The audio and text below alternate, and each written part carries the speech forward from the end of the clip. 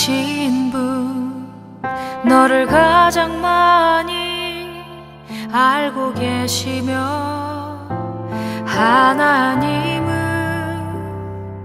너를 만드신 분, 너를 가장 깊이 이해하신단다. 하나님은 너를 지키시는 분, 너를 절대 포기하지 않으며, 하나님은 너를 지키시는 분, 너를 쉬지 않고 지켜보신단다. 그의 생각 셀 수 없고, 그의 자비 무궁하며, 그의 성실 날마다 새롭고, 그의 사랑 끝이 없단다.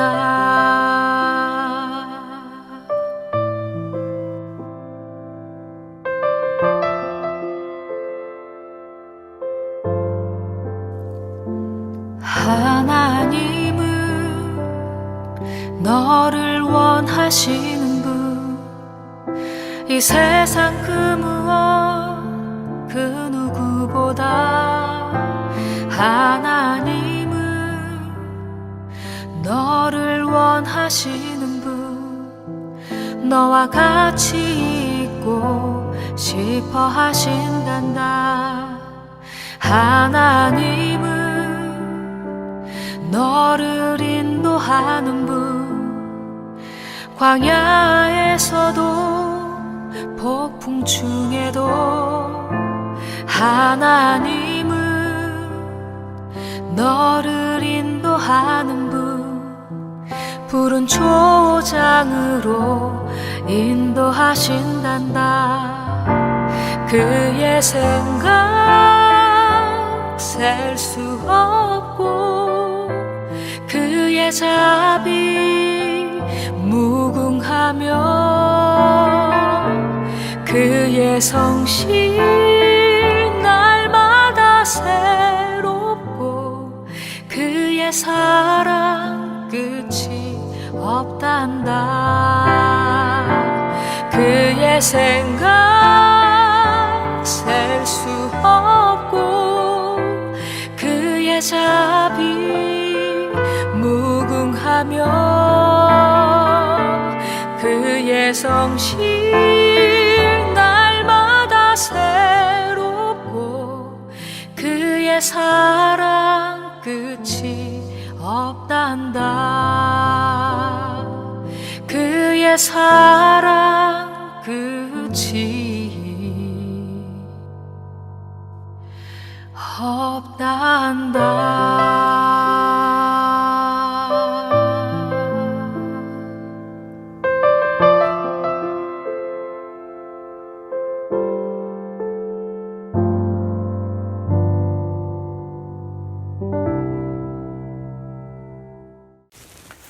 오늘의 말씀은 신명기 19장 1절에서 14절입니다.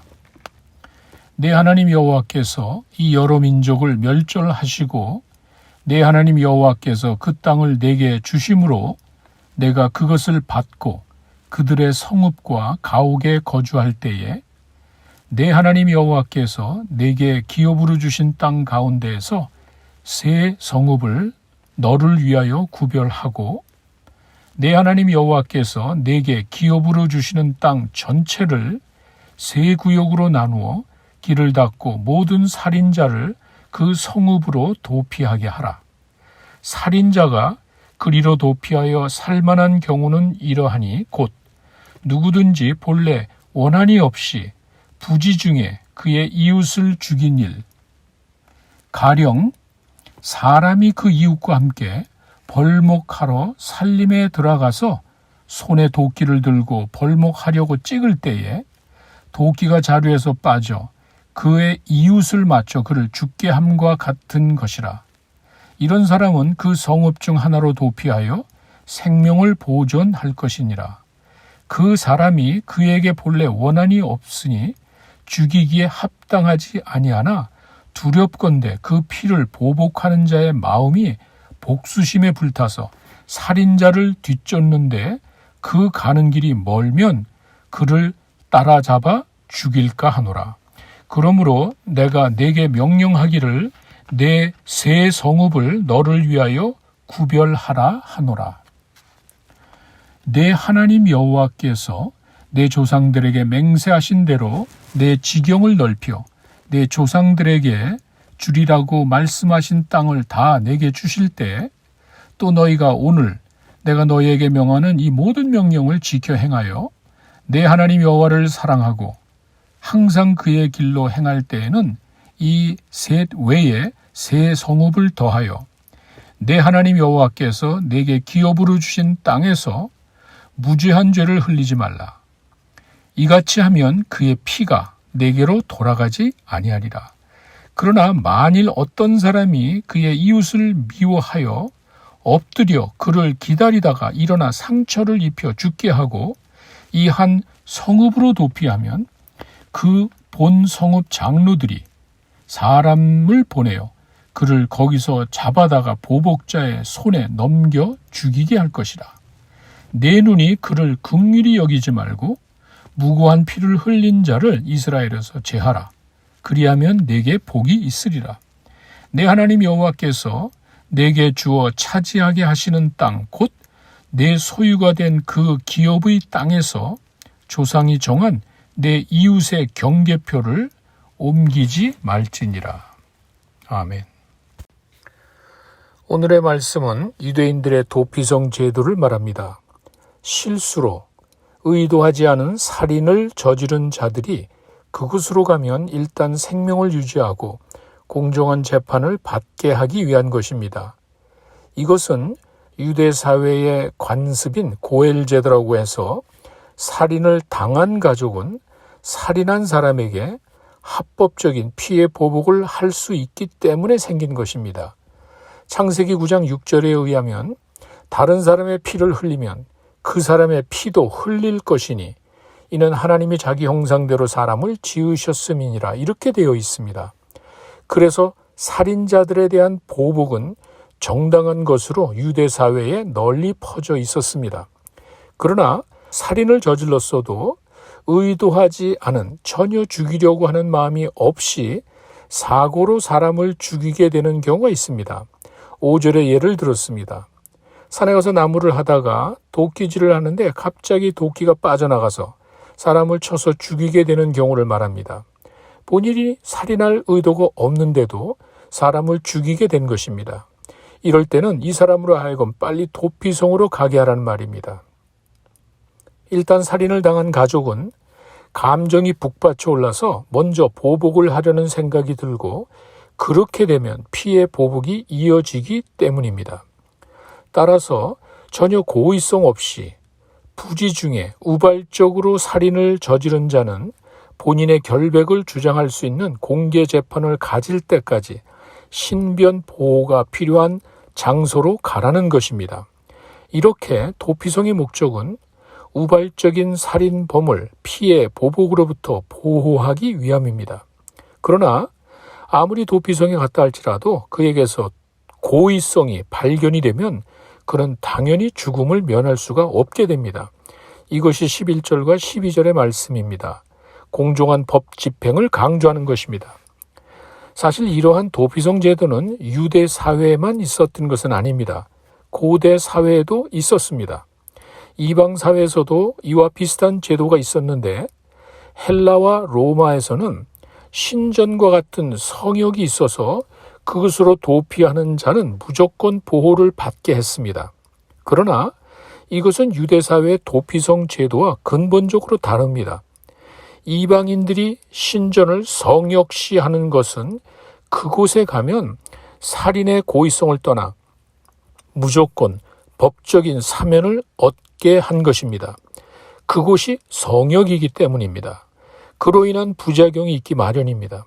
그 신전, 그 성역이 마치 범죄인의 안식처가 된 것입니다. 도피성 제도는 그것이 아닙니다. 무고한 자들을 보호하기 위한 것입니다. 어떤 지역을 신성시하는 것이 아니고 공정한 재판을 받기 위해 피신하는 장소라는 면에서 유대인의 도피성 제도는 근본적으로 이방인의 제도와 다릅니다.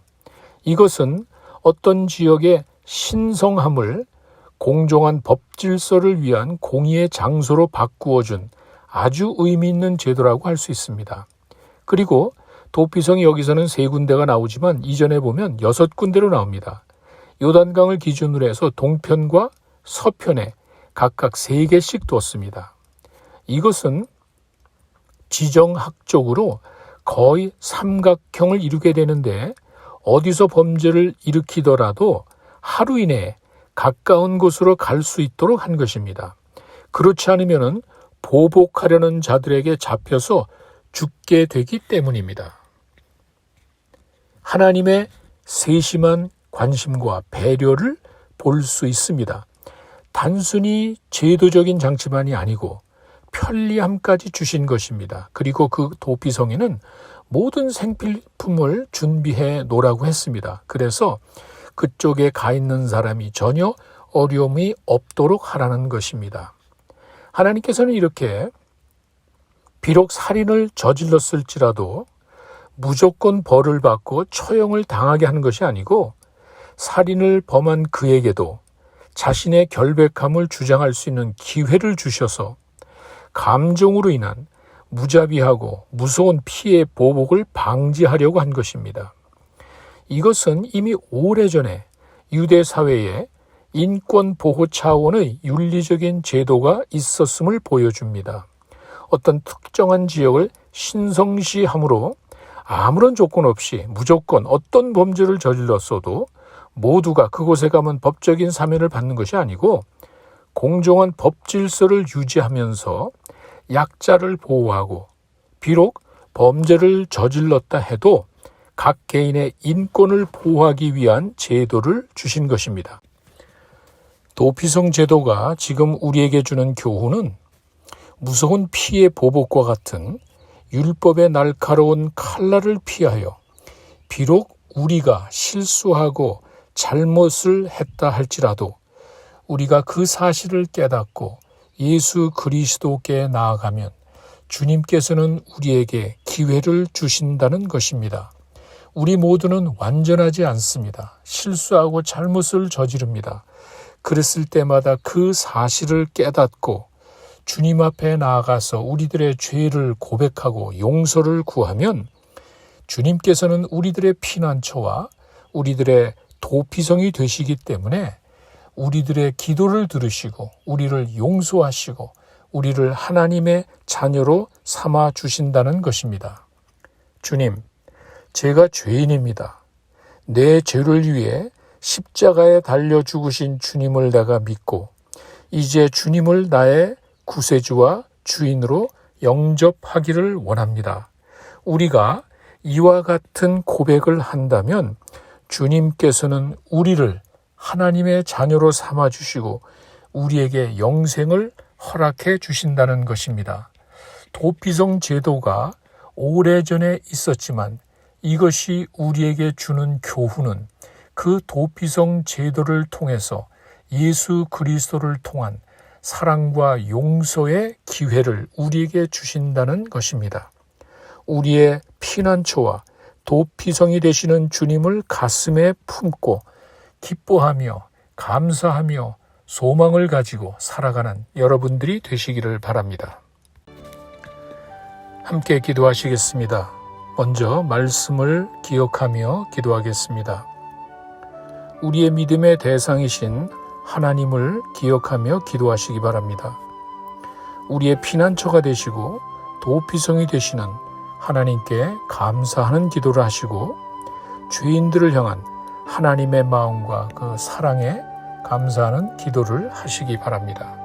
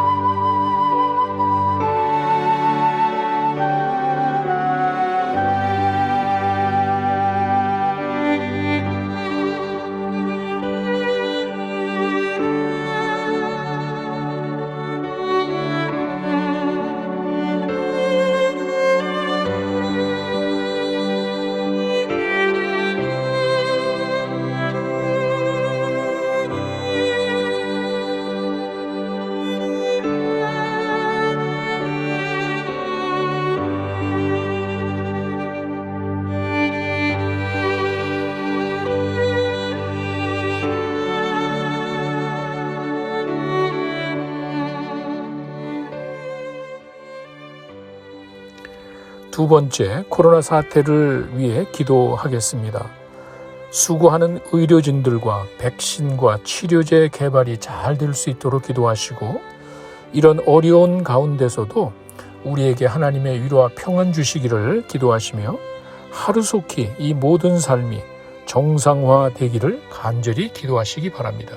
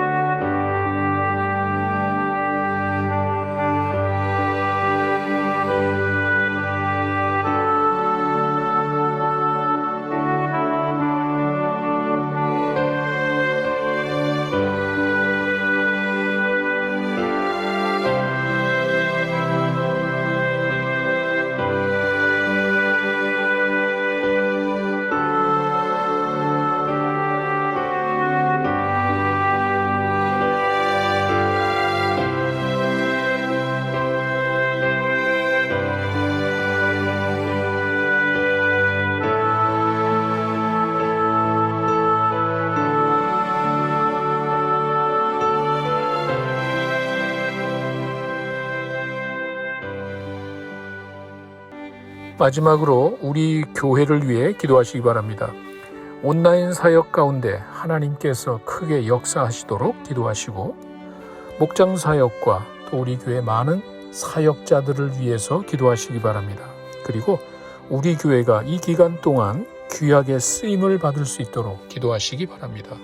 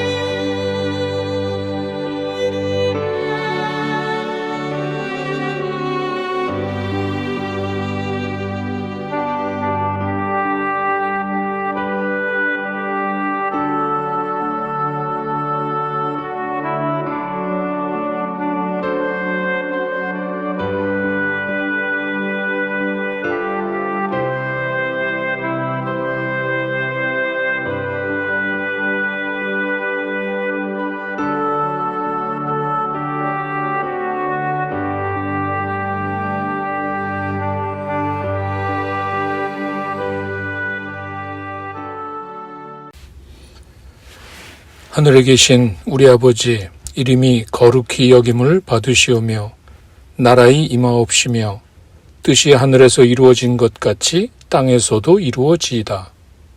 오늘날 우리에게 일용할 양식을 주옵시고 우리가 우리에게 죄 지은 자를 사하여 준 것 같이 우리 죄를 사하여 주옵시고 우리를 시험에 들게 하지 마옵시고 다만 악에서 구하옵소서.